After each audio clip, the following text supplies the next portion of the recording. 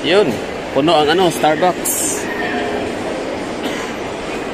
Mga manginginom ng kape, no? Coffee is life. December 28.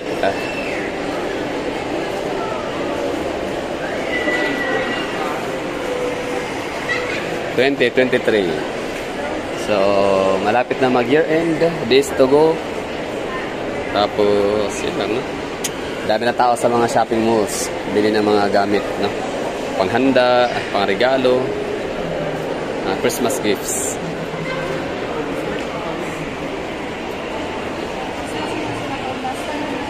No woman, no cry. When you see that it's gonna be alright, it's gonna be okay. Yung mga nag-iipon nung January para may bibilihin pagka December, no? Example, mga bata, no, mga estudyante, meron silang mga gustong bilhin cellphone. So, regalo nila sa mga sarili nila. Bibilhin nila yun galing sa ipon, alkansya.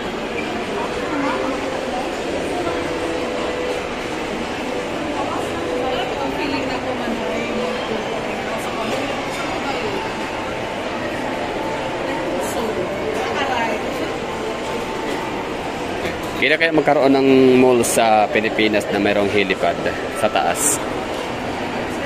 Sa rooftop. Meron na ba? So far, meron na ba? Let me know in a comment box. Pero for today's video, pupunta ho tayo sa likod ng SM Lanang at titinan ho natin yung Davao Park District. Dahil napakaganda ng weather, no? Minsan kasi ako yung lumalabas ito hapon, gabi. Diba? Makulimlim, madaling araw. So hindi talaga siya perfect na view. So ngayon, nagkataon na nakalabas tayo ng mas maaga. Kaya makapag-share ho tayo. So, update lang, no? Sa may Daco Loop SM Lanang Premier in Davao Park District. Lanang District, Davao City. Parang hitsura ng mall. So yan, punuan ng mga elevator, punuan ng coffee shop, kagsaan ng mga tao. Second floor. Okay. Ako hindi magamit, hindi palit yung paint. Yung malls, kita na siya. Pang-upin. Ate namin lang ito wala. By pair ang kanila ang shopping spree. Narito kasi kung single ladies. Gastos ba? Kato pa ng pag-ano ng mag-zen. Okay. Second floor.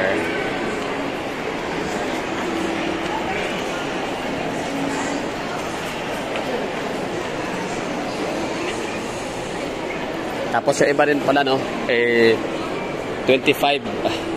Yun yung araw na kung saan tatanggap ang mga inaanak ng mga regalo pamasko, no? Paampaw ng kailang mga ninong at ninang. So pagka 25, ang gagawin nila sa pera, yan, magmo-movie marathon yan, manonood ng kanilang mga idol, ng mga artista. Tapos yun ang iba, bibili ng mga gadget. So tapos na tayo sa loob ng mall. So dito tayo sa labas. Tingnan natin ang itsura ng Davao Park District. Na kapag ka dito ka na areas, ang makikita mo ay yan lang muna.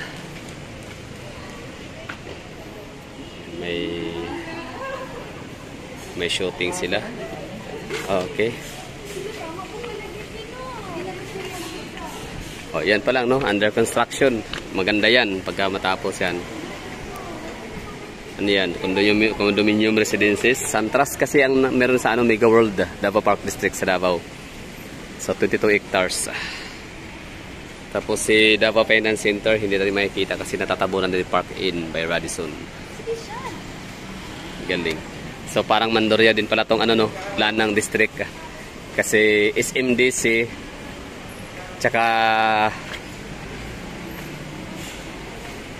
Mega World, no? Magkatabi lang sila.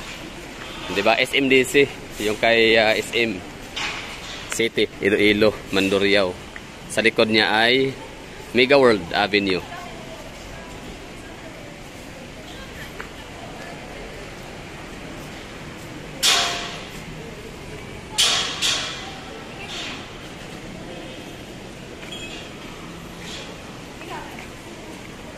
Itong portion na to dito, maganda talaga to kapag gabi, no? Lalo pag Pasko kasi light up talaga to dito. Pero kahit hindi Pasko, itong lugar nitong likod nitong SM Lanang Premier ay maganda pa din. Kasi merong pa dancing fountain sa lugar.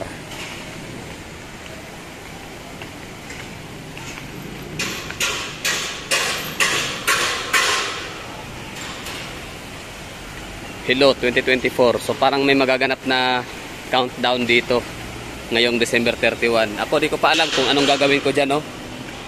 Shout out kay Ma'am Jackie, Hofer Shopper. Diba tinatanong niyo ko kung anong gagawin ko ngayong New Year's Eve. Di ko pa alam kung anong gagawin, kung pupunta akong Samal, mag-hotel, mag-resort, mag-overnight doon. Dahil meron kasi silang pa fireworks sa lugar.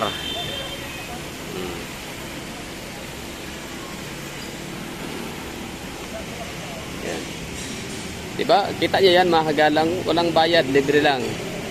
Mga ganyang amenities. So, sana lahat ng lugar, no, na mayroong mga mall, kahit hindi SM, mayroong kahit ganyan na mga park, diba? Na walang bayad, libre lang umupo ang mga mag-anak, diba? Kumain, tambay-tambay, pahangin, banding sa pamilya. Kaso may napunta na ang lugar, may bayad, grabe si SM, no? SM Bacolod, shout out. Oo, ba't ganun ka SM Bacolod? Ha? Ba't kayo naniningil ng 30 pesos sa hindi naman talaga magandang daywalk? Ordinary lang, no? No special or nothing special.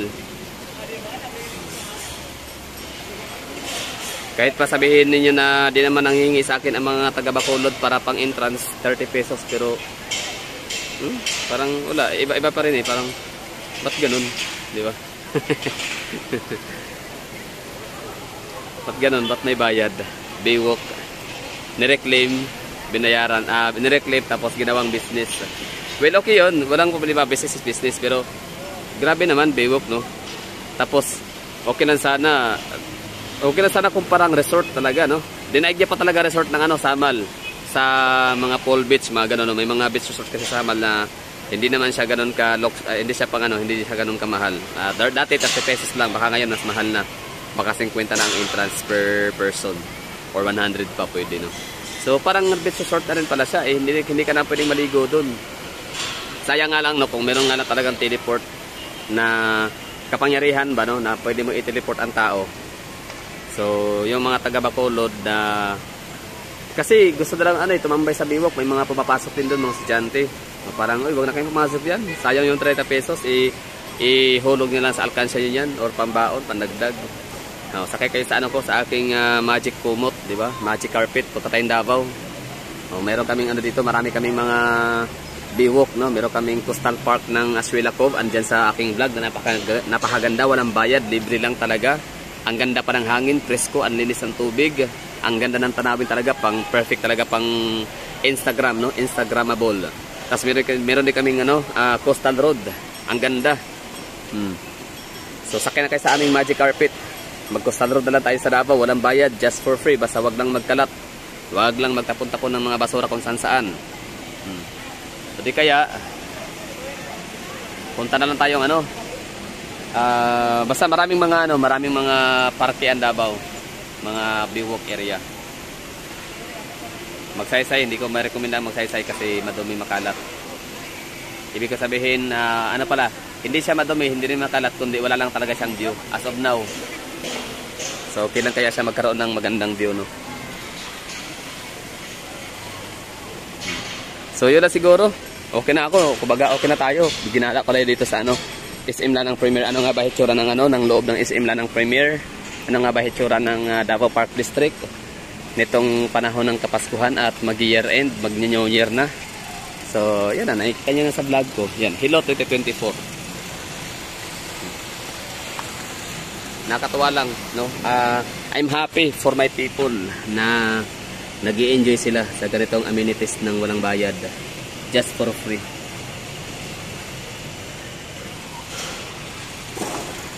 May nag-comment pala na taga Iloilo.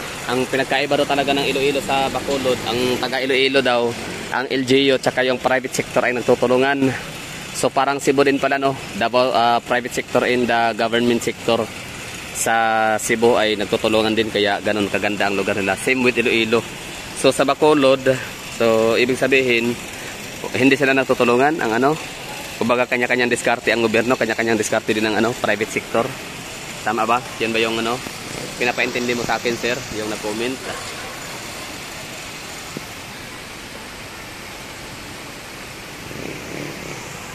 Hirap makakuha ng ano, tamang anggulo, no? Okay.